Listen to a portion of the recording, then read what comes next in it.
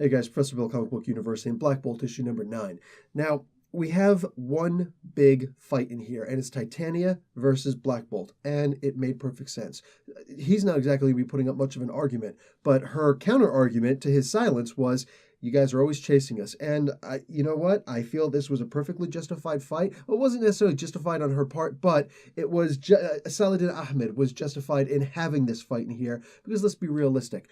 Creel and Titania are both of the education level where, let's be realistic, they're going to want to, trade fists as opposed to anything else because that's what they know. That's what they understand. We're criminals, but why won't you guys leave us alone? Well, it's kind of in your statement. But at the same time, this was still really nice. Look, if there's ever a time, because Crusher Curl's got to come back at one point. If there's ever a time to turn a villain into a hero, here's a good chance. Go read Marvel 2-in-1 and see how the Sandman became a hero. Boom. Done with the conversation. I know the current Spider-Man series. Anyway, so I enjoyed this. This was a good fight. We got to see that Black Bolt can go toe-to-toe with her, at least for 30 seconds or so. After that, no. But it was great. And then we have what could have been the best, most justified fight ever. Black Bolt, the king of the Inhumans, versus the man who started the Secret Empire. Yeah, and I know what you're going to say, because I'm saying the same thing too. It wasn't technically him, but no, it really was him. Physical body and everything, just, his life, his legacy was usurped by the Cosmic Cube, but it was still his body. It still technically is his body, somewhere off there in prison. Deadpool's going to take care of him. Don't worry about that. You should be reading that comic book. Anyway, so at this point, a fight is avoided. And even when Thor, Odinson at the very least, shows up, there's a little bit of, tit for tat back and forth between him and the Wrecking Crew, specifically the Wrecking Crew. And they're just like, yeah, no, let it go. And I don't even mind that Thunderbolt is technically being used over in the Black Panther comics. I don't even mind, because this was the perfect reunion. This was the perfect group. It was like Secret Wars all over again. This was great. Guys, I'm going to give this comic book an A+. All right, and mind you, that's including the fact that Christian Ward, I couldn't really see his art. It was very blurry for some reason in this issue. It might have been because there was a lot of water in my eyes. Water, I said, not tears. Not tears. I'm not crying. You're crying. This was genuinely a really sad comic book. It was so sad. But on top of that, I have to give massive props to Saladin Ahmed because of what he didn't do in here. He didn't have, I know I barely touched the idea of the fight between Captain America and Black Bolt, but the reason why is because I really wanted to have this conversation.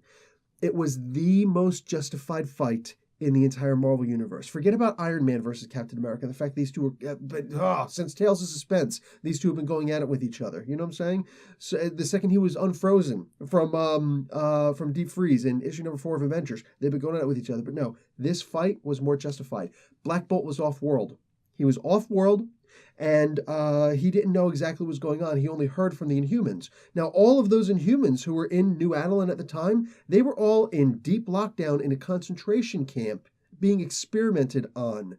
So they didn't have a whole lot of access to newspapers and, the Daily Bugle Online.com and all that stuff, all right? They didn't have access to any of that stuff. All they knew is what was happening and whose face they were seeing on the walls there. I know they didn't go into a lot of detail in there, and it's a shame because they really could have gone into so much more detail about the Guantanamo Bay style torture that these guys were going, but technically even worse because they were being experimented on, like Dr. Mandalay, World War II. It was horrible. So what are these guys really going to say? So Captain America gets to have this conversation, again, a one-sided conversation with Black Bolt, and whether he forgives him or not, he lets it go because they are on sanctified ground. They are here for a funeral, not to battle. So they might actually have a throwdown later on. Who knows? But you know what? Honestly, I would really like to see Ahmed's take on how these two would actually rectify their situation. Because let's be realistic, if they were to fight, I would have codified it from the beginning to the end. It was the most worthwhile fight to see, to get some kind of resolution, because look at what you did to my people. Where is this other Captain America? Let me see him. Can I? So that's the thing. It was perfectly justified. Yet, it didn't happen. It didn't have to resort to that cheesy. So the idea that Saladin Ahmed was able to write this story and avoid what could have been a really good fight, for the purpose of storyline, he walked around it. and we could still see it in the future. It was left open that we could see it in the future, and I kind of hope in some ways we do.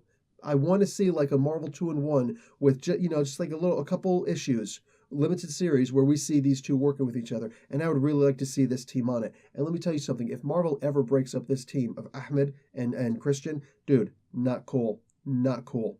All right? Done and done. Guys, Professor Bill, Comic Book University, class dismissed.